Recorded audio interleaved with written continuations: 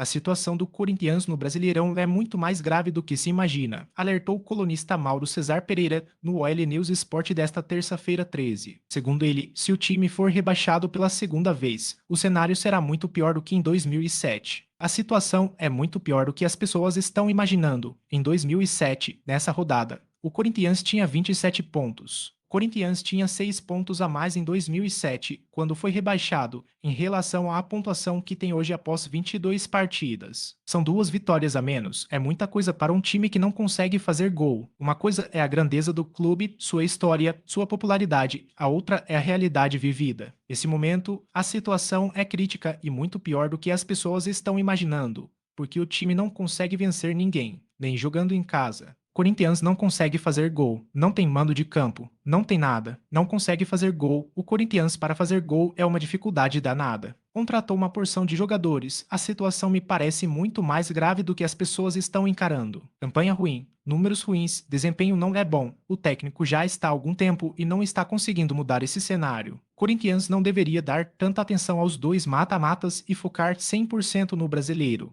Em especial esse fim de semana contra o Fluminense é um confronto direto. Uma vitória do Fluminense ele passa o Corinthians com um jogo a menos. Se o Corinthians cair, será muito pior do que em 2007. Lembrando que esse rebaixamento, se acontecer, será com o Corinthians com uma dívida colossal, muito pior do que era a situação de 2007. A dívida era superior a real 2,2 bilhões, segundo os últimos números, mas hoje deve estar até maior porque contrataram mais jogador. E as contratações só estão gerando mais dívida, porque não tem dinheiro para pagar à vista, você vai acumulando mais dívidas. Onde está essa dívida agora? Real 2,3 bilhões, real 2,4 bilhões? Ninguém sabe. Classificação e jogos Tite precisa entender o Flamengo, mas torcedor também precisa ceder. Mauro Cesar destacou que Tite ainda precisa entender melhor o espírito do Flamengo. No entanto, ele ponderou que muitos torcedores também precisam ceder no excesso de cobrança sobre o time, que acabou de eliminar o Palmeiras e segue vivo nas 3 frentes. Palmeiras tem mais obrigação que o Botafogo na Libertadores.